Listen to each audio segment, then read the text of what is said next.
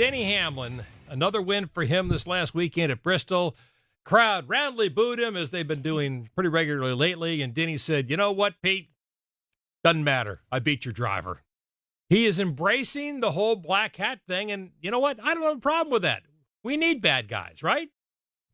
Well, there's no doubt. I mean, he's leaning into it. There's no other way to say it. I mean, he didn't just beat your driver, and then Marty Snyder asked him which one, and he said all of them, so he got the crowd all wadded up, which is, I think, fun, and it's great. But again, the other side of it becomes when things don't go his way, how does he handle it? And so we'll see if that happens. There's no doubt, guys, when you think of what Denny Hamlin did here in the first round of these playoffs, I mean, he led all those laps at Darlington. They had something go haywire there at the end, didn't get the finish, finished second at Kansas, and then goes out and wins at Bristol. To me, and I made this prediction, and I made it for a lot of years, but maybe this year it'll come true. He hasn't been able to do it. I really think this is the year that Denny can win that championship for the first time.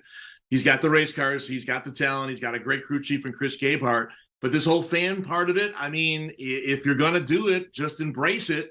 And, you know, Brett, like you, I'm a college football guy, and I see a lot of comparison between what Deion Sanders is doing in Colorado right now and what Denny Hamlin's doing here in NASCAR. And in both cases, it's working. But right now it's working because they're both winning. And we'll see what happens when we get down to maybe the little adversity out there in Colorado or here up in Huntersville for Joe Gibbs Racing and Denny Hamlin.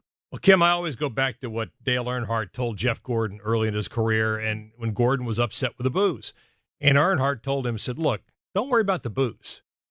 Worry when they don't make any noise at all, because that means they don't care who you are. Yeah, absolutely. If they boo you, they know who you are, Yeah. and it matters. So that's, you know, it doesn't matter if you're getting cheered or booed as long as you evoke emotion. Yeah, I think the difference now that we're seeing with Denny is before he kind of would fight it. He didn't want to embrace the black hat. He didn't want to be the villain, and it takes a lot of energy. It wears you down fighting that hate, and now he's embracing it, and I think that embracement of the hate is energizing him in a way that we haven't seen before. It's fueling the fire for him.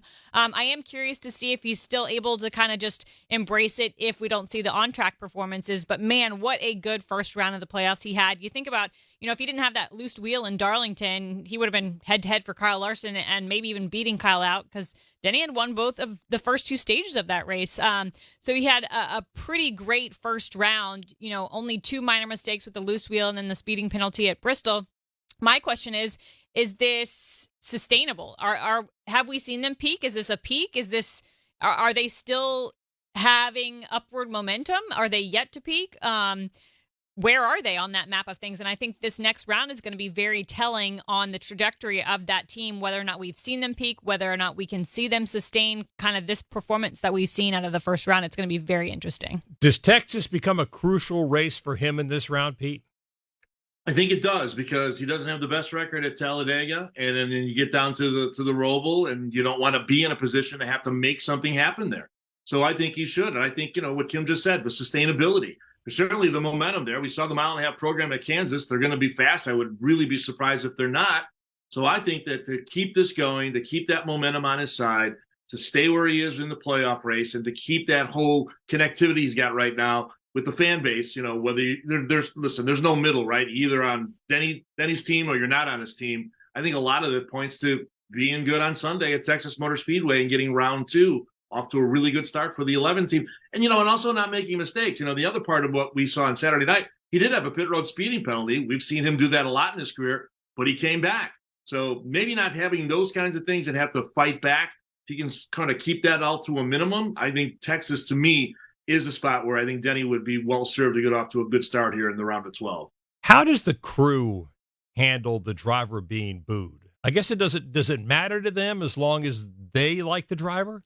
You know, I think that they operate as one team, especially over those JGR crews are so tight and they operate as a single unit. And so I would think they're probably feeding off that, you know, hate the same way Denny is, getting energized by it and kind of like, you know, a lot of pride in their chest. I haven't seen anything different from, you know, how they, you know, hold their heads.